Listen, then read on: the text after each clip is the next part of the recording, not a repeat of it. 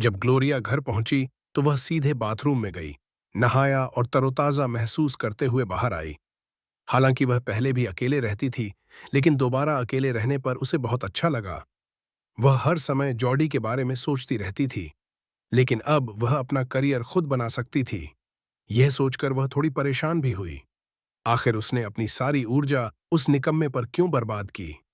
रात काफी गहरी हो गई थी। हालांकि ग्लोरिया को बहुत हल्की नींद आती थी, फिर भी वह गहरी नींद सोई, लेकिन दूसरी तरफ कोई बिस्तर पर करवटें बदल रहा था। कॉलिंस के पुराने बंगले से बाहर आने के बाद जॉर्डी सीधे कंपनी चला गया। उसने थोड़ी देर काम किया और फिर सो गया। वह लेट गया और ग्लोरिया का उसके मन में तुरंत एक विद्रोही मुस्कान उभर आई। उसने अचानक अपनी क्रूर आंखें ठंडी नजर से खोल दीं। वह उठे, सीधे अपने सहायक को कर्मचारियों को बुलाने का आदेश दिया और उसी रात काम की व्यवस्था करने के लिए एक वीडियो कॉन्फ्रेंस आयोजित की। वह उदास चेहरे के साथ पूरी रात जागता रहा। वीडियो में उसका उदास चेहरा देखकर बाकी लोग भयभीत हो गए। उनमें जम्हाई लेने की भी हिम्मत नहीं हुई। मिस्टर कॉलिंस को किसने नाराज किया? अगले दिन ग्लोरिया घर पर फाइल पढ़ रही थी, तभी आयरीन ने उसे फोन किया। नोर्मा, जोनाथन तुमसे मिलना चाहता है, क्या आप आएंगे? कुछ देर सोचने के बाद ग्लोरिया मान गई। वह अपने वकील की पहचान हमेशा के लिए तो नहीं छिपा सकती थी, है ना? आधे घंटे बाद आयरीन उसे लेने आई। इरीन अब भी चिंतित थी। क्या तुम सचमुच इसके लिए तैयार हो? ग्लोरिया शांत भाव से सहचालक की सीट पर बैठी थी और बोली, हाँ, मैं काफी समय से तैयार थी। क्या आप वाकई जोनाथन को आप पर भरोसा दिला सकते हैं? क्या उनके कानूनी विभाग के लोगों से बात करने के बाद उन्हें आपकी पहचान पर शक नहीं हुआ? क्या वह आपकी असली पहचान नहीं जानता? ग्लोरिया ने उसके कंधे पर थपथपाते हुए कहा, चिंता मत करो, उसे जल्द ही पता चल जाएगा। आयरीन निःशब्द थी। अब वह केवल यही प्रार्थना कर सकती थी कि कहीं यह उनकी खराब विज्ञापनबाजी न हो। जब वे रेस्टोरेंट पहुंचे तो ग्लोरिया ने देखा कि एक सुंदर आदमी डेस्क पर बैठा मोबाइल खेल रहा था। फोन गेम इत्मीनान से उन्होंने विशेष रूप से सिलवाया गया काला सूट पहना हुआ था और वे एक राजसी आभा से घिरे हुए थे। उनकी झुकी हुई आंखें कोमल थीं, लेकिन उनके नीचे शीतलता छिपी हुई थी। खेल की आवाज समय समय पर सुनाई देती थी, जो उनकी छवि से मेल नहीं खाती थी। कदमों की आहट सुनकर उसने धीरे से अपना सिर उठाया। ग्लोरिया लंबी और पतली थी। उसके बाल चेहरे से पीछे की ओर बंधे हुए थे, जैसे किसी पुरुष का जूड़ा हो। कनपटी पर लटकती दो लटें हल्की घुंघराली थीं। उसकी हल्की नीली तंग ड्रेस ने उनके सुडौल शरीर को और भी आकर्षक बना दिया था। वह सुडौल और आकर्षक थी। उसने मेकअप नहीं किया था, फिर भी वह बेहद खूबसूरत थी। उसकी बादाम जैसी आंखें चमकीली, आत्मविश्वास से भरी और गंभीर थीं, जो आकर्षक और मोहक थीं। जब जोनाथन को पता चला कि वह ग्लोरिया है, तो वह हैरान रह गया। अगले ही पल उसने खेल छोड़ दिया। उसके होठों पर धीरे धीरे मुस्कान आई। श्रीमती कॉलिंस, क्या आप गलत बॉक्स में हैं? जोनाथन ने नोर्मा की बात को गंभीरता से लिया। वह यहां जल्दी आ गया था। हालांकि उसे यह उम्मीद नहीं थी कि उसकी मुलाकात अपने कट्टर दुश्मन की पत्नी से होगी। ग्लोरिया अंदर आई, जोनाथन के सामने बैठ गई और शालीनता से मुस्कुराते हुए बोली, नहीं मिस्टर ब्राउन, आप मुझसे मिलना चाहते थे, है ना? जोनाथन ने ग्लोरिया के पीछे आयरीन को देखा और अचानक कुछ ख्याल आया। आप नोर्मा हैं? उसकी आंखों में विस्मय के भाव झलक रहे थे। ग्लोरिया वाकई बेहद खूबसूरत थी। एक नजर में ही वह उसे कभी नहीं भूल सकता था। उसके सामने हर कोई फीका पड़ जाएगा। हालांकि जॉर्डी की पत्नी इतनी खूबसूरत महिला थी। जोनाथन ने आयरीन की ओर देखा और उसे एक अस्पष्ट मुस्कान दी। मिस स्टीवर्ट, क्या आप मुझे यह समझाने वाली नहीं हैं? इरीन को हल्की खांसी आई और उसने झिझकते हुए कहा, मिस्टर ब्राउन, नोर्मा पहले एक जटिल परिस्थिति में थी।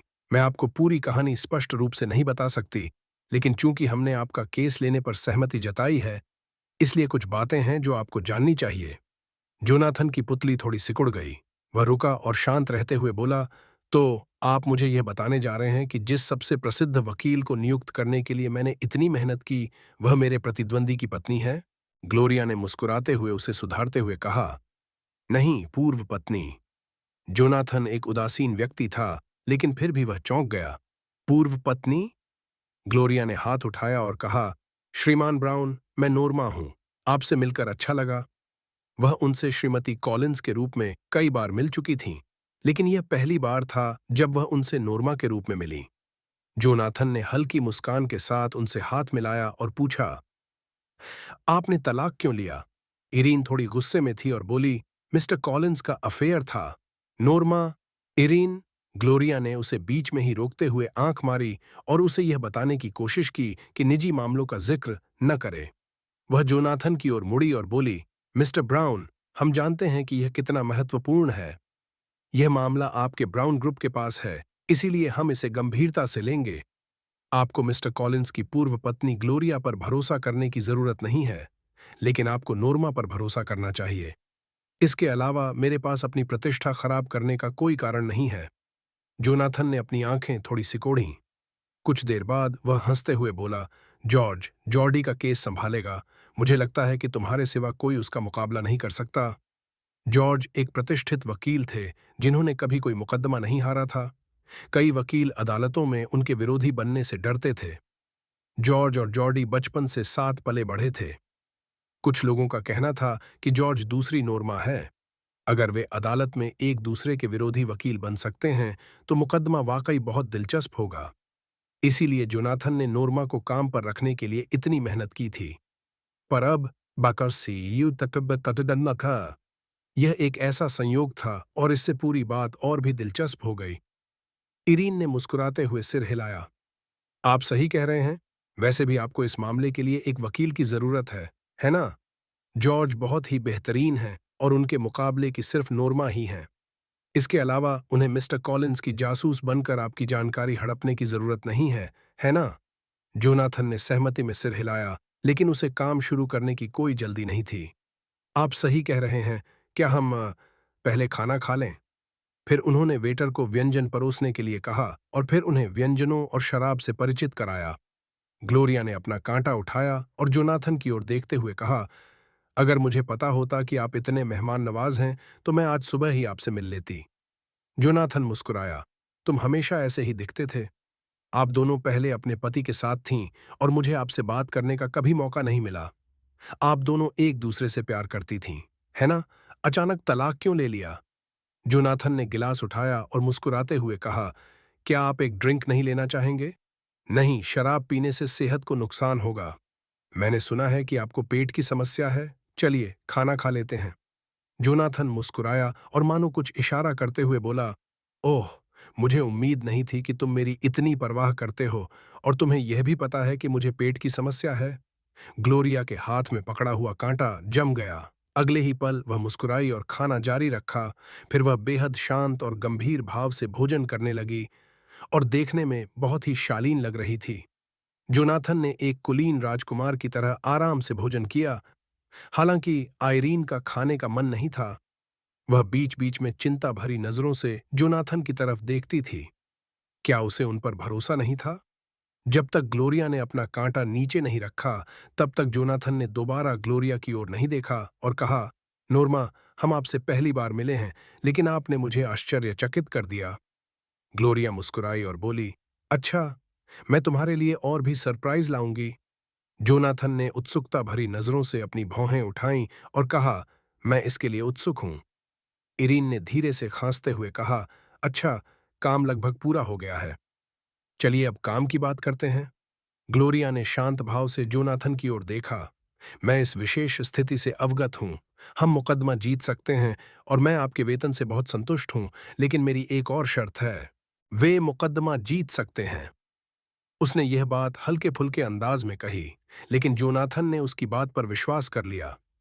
वह कुछ क्षणों के लिए मंत्रमुग्ध होकर अपने सामने खड़ी खूबसूरत महिला को निहारता रहा। कहा जाता था कि खूबसूरत महिलाएं ट्रॉफी होती हैं, लेकिन इस महिला के बारे में क्या? अगर वह झूठी नहीं थी और वाकई नोर्मा थी तो वह उसे हल्के में नहीं ले सकता था। उसने सिर हिलाया और कोमल स्वर में कहा, तुम्हारी क्या शर्त है? अगर संभव हुआ तो मैं मान जाऊंगा। ग्लोरिया ने अपना हाथ मेज पर रखा और अपनी तर्जनी उंगली से लयबद्ध ढंग से मेज पर थपथपाया। उसने उस आदमी की ओर देखा और मुस्कुराते हुए कहा, मैंने सुना है कि 10 दिन बाद मरे परिवार के बूढ़े श्री मरे का जन्मदिन का भोज है। जोनाथन ने उसे ध्यान से देखा। हाँ। ग्लोरिया ने अपना सिर थोड़ा झुकाया और मुस्कुराते हुए कहा, तो क्या आपको डेट की जरूरत है? जोनाथन की आंखों में हैरानी की एक झलक दिखाई दी। अगले ही पल वह मुस्कुराया। यह मेरे लिए बहुत सम्मान की बात है। मैं आपको उसी शाम आपके घर से लेने आऊंगा। आप मुझे अपना पता दे सकती हैं।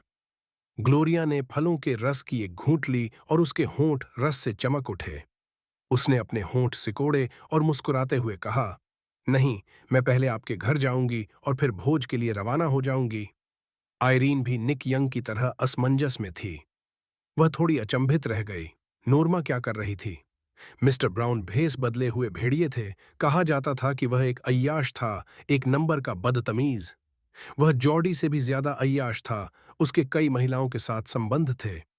इन वर्षों में जॉडी की केवल एक ही प्रेमिका थी, एंजेला, लेकिन जोनाथन, वह अपनी प्रेमिकाओं को लगातार बदलता रहता था। अगर उसे पार्टी में जाना ही था, तो वह आसानी से वकील नोर्मा बनकर जा सकती थी। उसे जोनाथन के साथ ही क्यों जाना पड़ा? क्या वह उसके घर से पार्टी में जाना चाहती थी? इरीन बेचैन थी, इस डर से कि उसके बगल में बैठा छोटा सफेद खरगोश बड़े भेड़िए द्वारा निगल लिया जाएगा। उसने जल्दी से मेज के नीचे ग्लोरिया को लात मारी। उसने कुछ देर तक उसे लात मारी, लेकिन ग्लोरिया ने कोई प्रतिक्रिया नहीं दी। आयरीन थोड़ी घबरा गई। वह ग्लोरिया को घूरती रही और उसे और जोर से लात मारी। उसने फिर लात मारी। डर से या डायटेड और तला समझ रहा। जोनाथन ने गहरी और गंभीर आंखों से ग्लोरिया की ओर देखा और उसे इस बात की परवाह नहीं थी कि उसके इरादे कुछ और भी हों। उसने मुस्कुराते हुए कहा, ठीक है। ग्लोरिया ने आयरीन को आश्वस्त करने वाली नजर से देखा और सिर हिलाते हुए कहा, तो फिर आप अपील कब दायर करने वाली हैं? जोनाथन ने थोड़ी देर सोचा और फिर मुस्कुराते हुए कहा, शायद मैं पार्टी के बाद ऐसा कर सकता हूं। यह ज्यादा दिलचस्प हो सकता है। आपका क्या ख्याल है? आयरीन निःशब्द थी। आखिर ये दोनों लोग क्या कर रहे थे? जोनाथन के सहायक ने कहा कि वे जल्द से जल्द अपील दायर करना चाहते थे, लेकिन अब? ओह! उसे अचानक समझ आ गया। जोडी को जब पता चला कि ग्लोरिया जोनाथन की डेट है, तब जोनाथन ने अपील दायर करना चाहा। फिर वह जॉडी को यह दिखाना चाहता था कि उसने जिस वकील को नियुक्त किया था, वह उसकी पूर्व पत्नी थी। यीशु मसीह, एक आदमी इतना प्रतिशोधी हो सकता है? ग्लोरिया मुस्कुराते हुए बोली। अपील दर्ज करने के बाद मुझे बता देना। चूंकि हमने योजना बना ली है, मैं आराम करने के लिए वापस जा रही हूं। अगर कोई जरूरी फाइलें हों तो उन्हें आयरीन को भेज देना। धन्यवाद मिस्टर ब्राउन।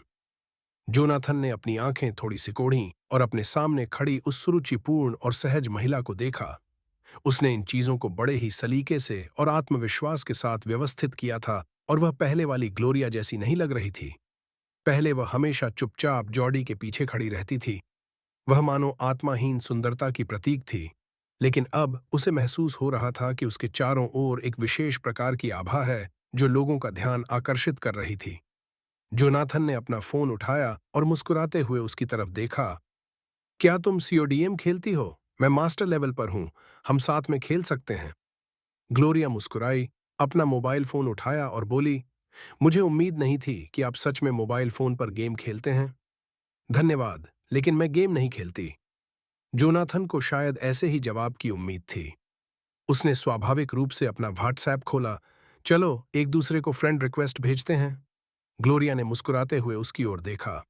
जोनाथन ने मुस्कुराते हुए धीरे से कहा, यदि आवश्यक हुआ तो मैं आपके द्वारा प्रतिदिन पोस्ट की जाने वाली हर चीज को लाइक करूंगा। ग्लोरिया को उसके बचकाने व्यवहार पर हंसी आ गई और उसने फ्रेंड रिक्वेस्ट भेजते हुए कहा, मिस्टर ब्राउन, आपको मुझ जैसी तलाकशुदा महिलाओं से दूरी बनाए रखनी चाहिए। जोनाथन को अनुरोध मिला और उसने अपना फोन उसकी ओर लहराते हुए कहा, अगर मैं अपने प्रतिद्वंदी को हरा सकूं तो मुझे बहुत खुशी होगी। आपका क्या ख्याल है?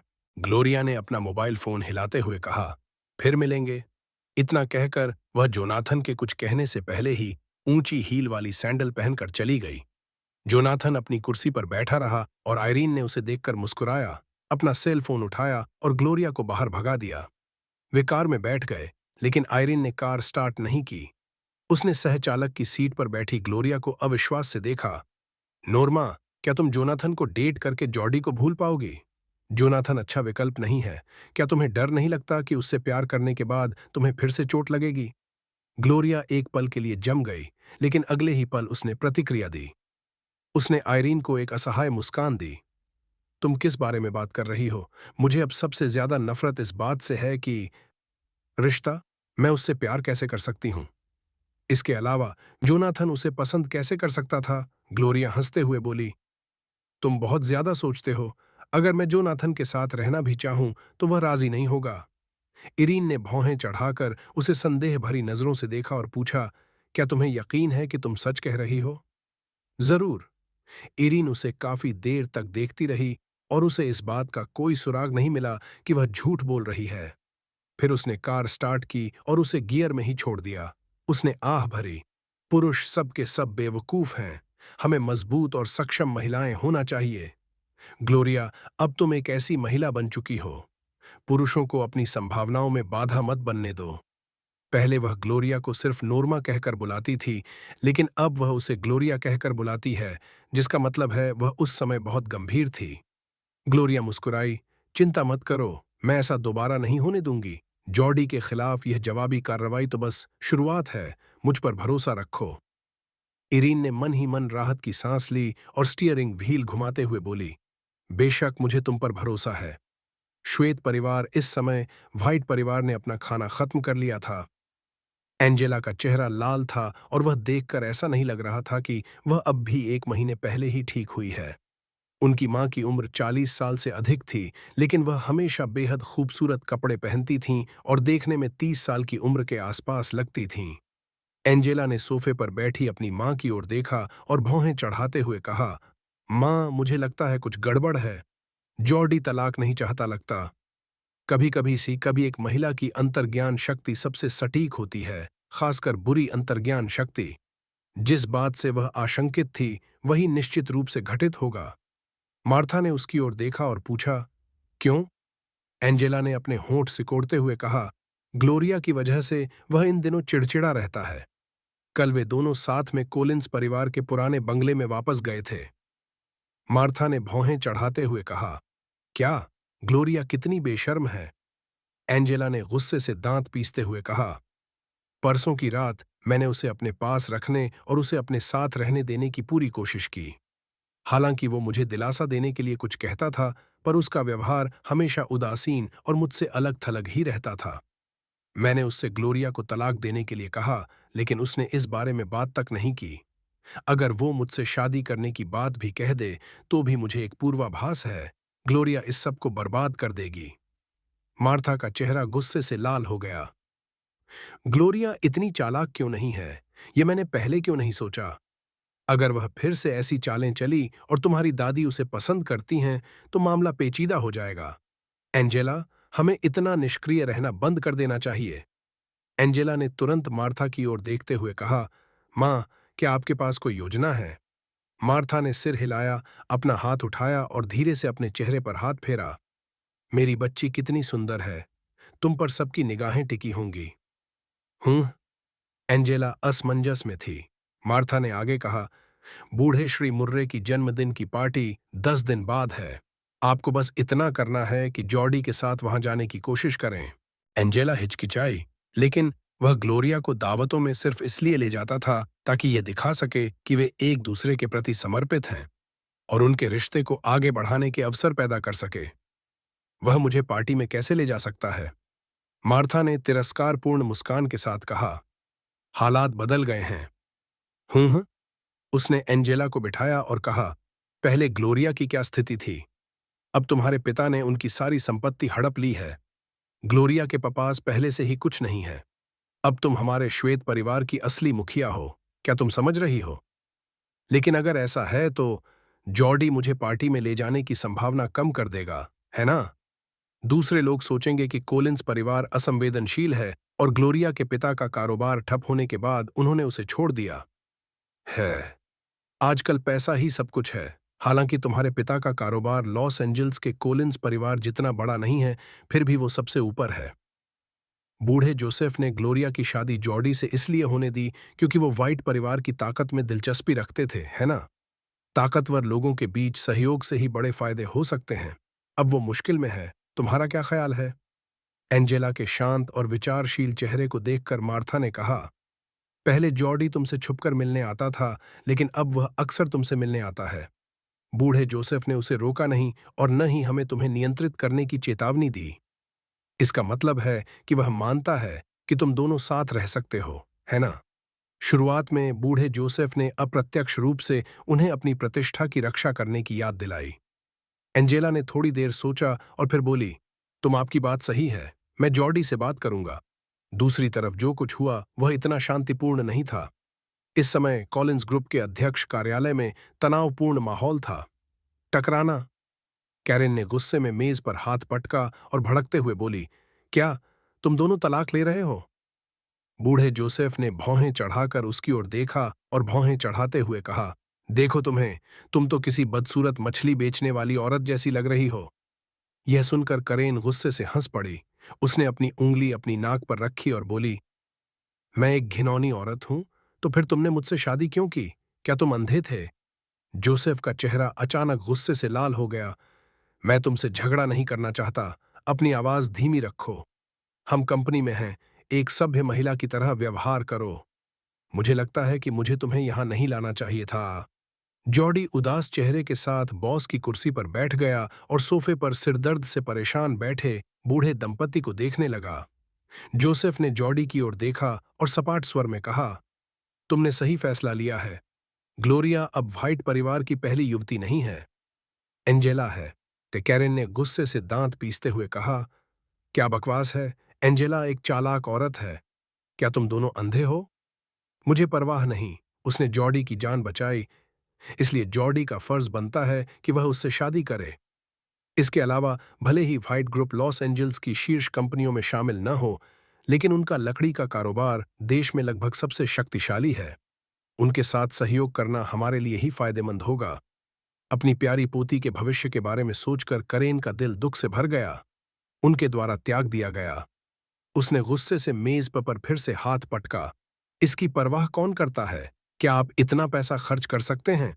आप दशकों में मर जाएंगे और आपको अभी भी हितों की चिंता क्यों है? मैं सहमत नहीं हूं। जोडी ने भौहें चढ़ाकर जोसेफ की ओर देखा, मानो कह रही हो कि तुम उसे यहां क्यों लाए हो? जोसेफ भी थोड़ा चिढ़ गया था। उसे इस पागल औरत को यहां नहीं लाना चाहिए था। तथापि, हालांकि वे अक्सर झगड़ते थे, फिर भी वे एक दूसरे से बहुत प्यार करते थे। जोडी ने करेन की ओर देखा और कहा, दादी, बात यह नहीं है कि मैं ग्लोरिया को छोड़ना चाहता हूं, बल्कि बात यह है कि वह तलाक की मांग कर रही है। कैरेन उठी और जॉडी की ओर बढ़ी। उसने उसके कंधे पर धक्का दिया और चिढ़कर बोली, क्योंकि तुमने उसे चोट पहुंचाई है। तुम छोटे कमीने, बस उससे माफी मांग लो और उससे सुलह कर लो। दादी, मैंने अपना मन बना लिया है। जॉडी का चेहरा भी काला पड़ गया। अरे अरे, यह तो बेहद गुस्सा दिलाने वाला है। कैरेन ने चक्कर आने का नाटक किया। जोसेफ ने तुरंत गंभीर स्वर में कहा, ठीक है, तुम्हारी दादी की तबीयत ठीक नहीं है। मैं उनके साथ चलता हूं। तुम वयस्क हो और अपना फैसला खुद ले सकती हो। हाँ। कैरेन बहुत उदास लग रही थी। वो बेहोश क्यों नहीं हुई? इससे पहले कि वो कुछ बोल पाती, जोसेफ ने उसे खींचा और बाहर की ओर चल दिया। मुझे छोड़ दो, मेरी बात अभी खत्म नहीं हुई है। लेकिन जोसेफ उससे कहीं अधिक बलवान था। उसने गुस्से से पलटकर कहा, सुनो, तुम्हें तलाक लेने की अनुमति नहीं है। कुछ ही देर में जॉर्डी दफ्तर में अकेला रह गया। उसने अपना सिर झुकाया और अचानक अपनी उंगली पर अंगूठी देखी। यह दिखाने के लिए कि वह और ग्लोरिया एक प्यारा जोड़ा है, वह हमेशा अंगूठी पहनता था। हर बार जब वह अंगूठी देखता तो उसे बेचैनी होने लगती थी। उसने भौहें चढ़ाईं, अंगूठी उतारी और उसे कूड़ेदान में फेंक दिया। लेकिन उसे अपनी उंगली खाली खाली सी महसूस हुई। जॉर्डी ने अपनी उंगलियां हिलाईं और सोचा कि शायद अंगूठी उतारने की वजह से ऐसा हो रहा है। थोड़ी देर बाद वह से वह काम पर लौट गया। 5 दिन पलक झपकते ही बीत गए। ग्लोरिया इन दिनों घर पर ही रह रही थी। वह कभी कभार बातचीत करती थी। निडिया ने आयरीन के साथ काम के बारे में बात की। रात के खाने के बाद से उसका और जोनाथन का कोई संपर्क नहीं हुआ था। उसी दिन उसे जोनाथन का संदेश मिला। जोनाथन, नोर्मा, क्या तुम कभी मेरे साथ रात का खाना खाना चाहोगी? ग्लोरिया, श्रीमान ब्राउन, आपके पास इतना समय है? जोनाथन, मुझे खूबसूरत लड़कियों के लिए हमेशा बहुत समय मिलता है। ग्लोरिया ने अपनी भौहें ऊपर उठाईं। उसे उससे कुछ कहना होगा। ग्लोरिया, अच्छा, मैं आपके लिए क्या कर सकती हूँ? जोनाथन, क्या आप मुझे अपना पता दे सकते हैं? मैं आपको लेने आ सकता हूँ। मैं आपसे भोज और मुकदमे के बारे में बात करना चाहता हूँ। ग्लोरिया, मारे, मुझे अपना पता दो और मैं आ जाऊंगा। आपके लिए। वह फिलहाल उसे अपना पता नहीं बताना चाहती थी, लेकिन वह जानती थी कि अगर वह चाहेगा तो उसे देर सवेर पता चल ही जाएगा। जोनाथन द्वारा भेजे गए पते और समय को देखकर ग्लोरिया ने मिल गया कहकर जवाब दिया और अपना मोबाइल फोन नीचे रख दिया। मरे परिवार की जन्मदिन पार्टी में लोग आपस में घुलेंगे मिलेंगे। वहां मौजूद हर कोई अपना अपना नाटक करेगा। तो जोनाथन का वह नाटक क्या था जिसके लिए उसके सहयोग की आवश्यकता थी? उसे यह आभास था कि इस मुलाकात के माध्यम से वह अपनी एक इच्छा पूरी कर सकती है। उसने एक टैक्सी ली और मीटिंग की जगह पर गई। जब वह टैक्सी से उतरी तो जोनाथन वहां आ गया। उसने खिड़की नीचे की और ग्लोरिया की तरफ देखा। वह बैंगनी और सफेद रंग के फ्लोरल गाउन में थी। उसकी पोशाक देखकर उसकी आंखों में हैरानी की झलक दिखाई दी। उसने अपने चेहरे पर चश्मा ठीक किया और कहा, मिस वाइट, क्या आपके लिए टैक्सी बुलाना असुविधाजनक होगा? क्या मैं कल आपके साथ कार खरीदने चलूं? ग्लोरिया ने अपनी भौहें ऊपर उठाईं। उसे अब वाकई एक कार की जरूरत थी। नहीं, मुझे गाड़ी चलाना नहीं आता। जोनाथन मुस्कुराया। आप क्यों नहीं अंदर बैठ जाते? मैं गाड़ी पार्क कर देता हूं। ग्लोरिया ने सिर हिलाया, मुड़ी और अंदर चली गई। वेट्रेस तुरंत उसके पास आई और बोली, नमस्ते, कितने मेहमान होंगे? ग्लोरिया ने अपना सेल फोन चालू किया और उसे एक तस्वीर दिखाई। दूसरी बात, यह हमारा बॉक्स है। लिफ्ट का इंतजार कर रहे दो लोगों ने अचानक एक जानी पहचानी आवाज सुनी और एक साथ पीछे मुड़कर देखा। जॉर्डी का चेहरा एकदम ठंडा पड़ गया। उसे पता था कि ग्लोरिया कुछ न कुछ साजिश रच रही है। शायद उसे जल्द से जल्द उससे तलाक लेना जरूरी था, वरना उसकी दादी हंगामा खड़ा कर सकती थीं। आज दोपहर उन्होंने उसे अनगिनत बार फोन किया था। एंजेला की आंखों में अचानक ठंडक और भी बढ़ गई। आखिर वह ग्लोरिया से दोबारा क्यों मिली? दोनों ने अपना सिर घुमा लिया था और वह उसे अनदेखा करने का नाटक नहीं कर सकती थी। एंजेला ने गहरी सांस ली और मुस्कुराते हुए कहा, ग्लोरिया। ग्लोरिया ने उन्हें कुछ हैरानी से देखा। एंजेला और जॉर्डी इतने घनिष्ठ थे। उसने मुस्कुराते हुए कहा, क्या संयोग है? एंजेला ने देखा कि जॉर्डी तिरछी नजरों से ग्लोरिया को देख रही थी। वह थोड़ी घबरा गई और फिर शालीनता से मुस्कुराई। ग्लोरिया, क्या तुम जॉर्डी से मिलने आई हो? हम रात का खाना खाने जा रहे हैं। क्या आप हमारे साथ शामिल होना चाहेंगे? आपने कुछ दिन पहले अपने सहपाठी के साथ कॉफी पी थी और जॉर्डी को गलतफहमी हो गई थी। आप दोनों खाना खाते समय इस बात को स्पष्ट कर सकते हैं। ग्लोरिया मुस्कुराई। वह बहुत ही वाक्पटु थी। उसने जानबूझकर हम शब्द पर जोर दिया और खुद को बाहरी व्यक्ति के रूप में पेश किया। इसके अलावा उसने यह भी संकेत दिया कि वह एक आवारा औरत थी जिसने जॉर्डी से तलाक लेने से पहले दूसरे पुरुषों के साथ संबंध बनाए थे। वह बातों को इशारों में कहने में माहिर थी। जॉर्डी का चेहरा ठंडा पड़ गया। ग्लोरिया को जरा भी बुरा नहीं लगा। बात करने के लिए कुछ है ही नहीं। मैं आप दोनों को कैंडल लाइट डिनर के लिए अकेला छोड़ देती हूं। क्या तुम करोगे? जोडी ने ठंडी आवाज में कहा। ठीक उसी समय जब वह ग्लोरिया को यह बताने ही वाला था कि वे अदालत जा सकते हैं कल तलाक के लाइसेंस लेने के लिए, दरवाजा अचानक खुल गया। वे जोनाथन की आकृति देख सकते थे। एंजेला की आंखों में हैरानी का भाव कौंध गया, लेकिन जॉर्डी उससे ज्यादा सुंदर था। ग्लोरिया मुड़ी और जोनाथन उसकी ओर आ रहा था। यह देखकर कि वह अंदर नहीं गई, उसने सोचा, तुम अंदर मेरा इंतजार क्यों नहीं करती? एंजेला उलझन में थी। ग्लोरिया जॉर्डी से मिलने नहीं आई थी। जॉर्डी का चेहरा तुरंत सख्त हो गया। वह जोनाथन के साथ कब से जुड़ी? ग्लोरिया मुस्कुराई। मैं उनके बाद ऊपर जाना चाहती हूं। जोनाथन ने उसके बताए रास्ते का अनुसरण किया और लिफ्ट के सामने दो लोगों को खड़े देखा। जोनाथन की मुस्कान बात को आगे बढ़ाते हुए उसने कहा, श्री कॉलिंस भी यहां हैं। उसके बाद उसने ग्लोरिया की तरफ देखा और कहा, हमारे बक्से एक ही मंजिल पर होने चाहिए। क्यों न हम उनके साथ ऊपर चले जाएं? वह देखना चाहता था कि जॉर्डी और ग्लोरिया के बीच क्या होगा। ग्लोरिया के होंठों का कोना थोड़ा सा फड़क उठा, लेकिन उसे कोई फर्क नहीं पड़ा और उसने बस सिर हिलाकर कहा, ठीक है। इतना कहकर वह जॉर्डी और एंजेला के पास चली गई। जोनाथन बड़ी उत्सुकता से उसके पीछे पीछे गया। उसने जॉर्डी को इतना उदास चेहरा पहले कभी नहीं देखा था। उसके होठों पर मुस्कान और चौड़ी हो गई। मिस्टर कॉलिंस, क्या आप परेशान हैं? मिस्टर ब्राउन, आप मेरी पत्नी के साथ यहां क्यों हैं? हालांकि उन्होंने ये बात जोनाथन से कही, लेकिन उनकी निगाहें ग्लोरिया पर पैनी थीं। एंजेला का दिल जोर से धड़कने लगा। जॉडी उसे लगा कि ग्लोरिया उसे धोखा दे रही है और वह उससे नाराज था। क्या? उनका तलाक होने वाला था, फिर भी वह उसके बारे में इतना क्यों सोचता था? लेकिन अगले ही पल उसने प्रतिक्रिया दी। यह उस व्यक्ति का अधिकार जताने का भाव था, न कि उसका उससे प्यार करना। जोनाथन थोड़ा हैरान लग रहा था। ग्लोरिया आपकी पत्नी है? ग्लोरिया ने देखा कि एंजेला ने जॉर्डी की बांह को और कसकर पकड़ लिया। उसने धीरे से मुस्कुराते हुए आंखों में थोड़ी व्यंग्य भरी मुस्कान के साथ कहा, तो मैं तुम्हारी पत्नी हूं? बातचीत में मशगूल होने के कारण वे आखिरी लिफ्ट चूक गए। अगली लिफ्ट आ चुकी थी। बाकी तीनों लोग अपनी जगह पर स्थिर खड़े रहे, इसलिए ग्लोरिया लिफ्ट में आगे आगे चलने लगी। जोनाथन ने देखा कि एंजेला और जॉर्डी का लिफ्ट में आने का इरादा नहीं था, फिर भी उसकी दिलचस्पी बनी रही।